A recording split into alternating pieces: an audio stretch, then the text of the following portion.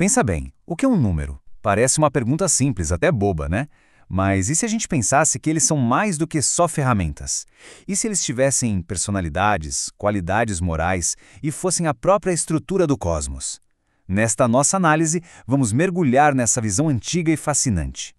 Hoje em dia, para a gente, a resposta parece óbvia. Um número é uma ferramenta. A gente usa para contar, para medir, para analisar dados. É uma coisa prática, utilitária do nosso dia a dia. Mas, olha, essa visão é bem recente, na verdade. E para ter uma ideia de como a coisa era diferente, dá uma olhada nessa citação de quase 2000 anos atrás. Para os antigos pitagóricos, como Nicômaco, os números não eram só ferramentas que descreviam a realidade. Eles eram a própria realidade, a essência de tudo que existe.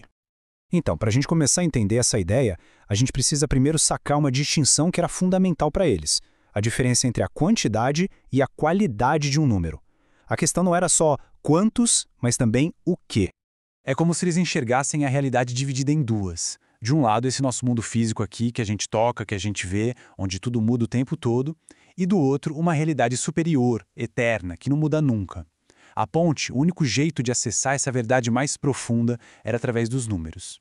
Bom, se os números são a chave para entender a realidade de verdade, então a aritmética, que é a ciência que estuda os números, ela não pode ser só mais uma matéria, né? Ela tem que ser a base, o fundamento de todo o conhecimento. E eles viam o conhecimento como uma escada, sabe? Olha só como funcionava. Na base de tudo está a aritmética, o número puro. A partir dela, a geometria dá forma para esses números no espaço. Depois, a música explora as relações entre eles. E lá no topo, a astronomia bota tudo em movimento no cosmos. Cada degrau se apoia totalmente no anterior. Então, o ponto-chave aqui é esse. A aritmética é tipo a mãe de todas as outras ciências. Pensa assim, dá para ter a ideia do número 3 sem imaginar um triângulo, certo? Mas não dá para ter um triângulo sem a ideia do 3. Se a aritmética desaparece, todo o resto do conhecimento verdadeiro desmorona junto com ela. E é agora que a coisa fica, bom, ainda mais fascinante. Porque para essa galera, os números não eram conceitos frios, abstratos. Não mesmo. Eles tinham personalidades, tinham caráter e até qualidades morais.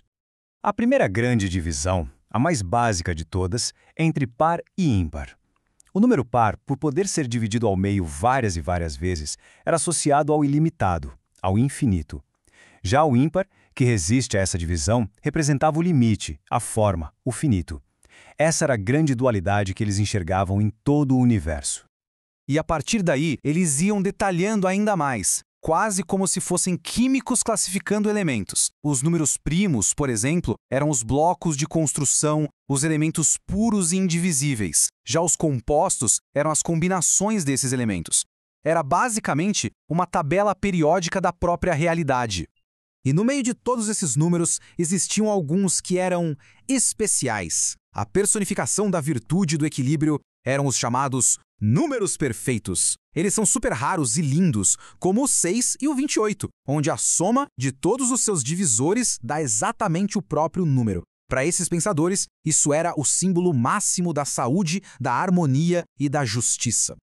Mas e quando esse equilíbrio perfeito não acontece? Bom, aí as analogias que o Nicômaco usa são bem fortes. O número deficiente, aquele onde a soma das partes é menor que o todo, é comparado a um ser incompleto, mutilado. Representa a falta, a carência. E do outro lado da moeda, a gente tem o oposto completo disso. O número abundante, onde a soma das partes ultrapassa o todo. Isso representava o excesso, o monstruoso. Era como uma criatura com membros a mais, sabe? Representava a desproporção, a falta de medida. Ok, a gente já viu que os números tinham personalidades. Agora, vamos ver como as relações entre eles criavam a ordem e a harmonia do universo inteiro.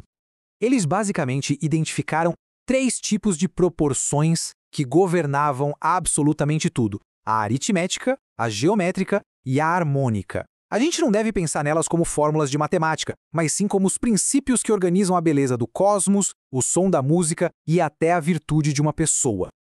E a prova mais concreta disso tudo, a mais fácil de perceber, está na música. As proporções numéricas mais simples, como 2:1 ou 3:2, são exatamente as que criam os intervalos musicais mais harmoniosos, mais agradáveis para o nosso ouvido. A beleza que a gente ouve é literalmente a matemática se transformando em som. É incrível. E com isso, a gente chega no ponto central de toda essa história. Como é que essa ordem cósmica dos números se aplica à nossa vida, à ordem interna de cada um? A ideia filosófica por trás disso é bem profunda, mas vamos lá. Tudo que existe no universo, toda essa variedade de coisas, nasce de um único princípio, a igualdade, o número 1. Mas o ponto-chave é que essa diversidade não aparece do nada, de forma caótica. Ela surge de um jeito super ordenado, seguindo aquelas proporções numéricas. E aí vem a grande sacada, a conexão final. O objetivo da filosofia era usar esse conhecimento todo sobre a harmonia dos números para organizar a própria alma. A alma teria uma parte racional e uma irracional, e a virtude era justamente encontrar a harmonia entre as duas. O objetivo final era se tornar, por dentro, um número perfeito. Ou seja, para resumir, eles não olhavam para o universo e viam algo frio, mecânico, aleatório. De jeito nenhum.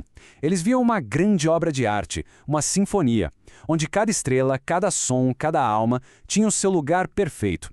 Tudo definido pelas relações e proporções entre os números. E tudo isso deixa a gente com uma pergunta final para pensar, né? Hoje, a gente está mergulhado em números como nunca. Dados, métricas, algoritmos. Mas, ao tratar os números só como quantidade, só como ferramenta, será que a gente não desaprendeu a ouvir a música que existe por trás deles? Aquela harmonia que para os antigos era a própria essência de tudo.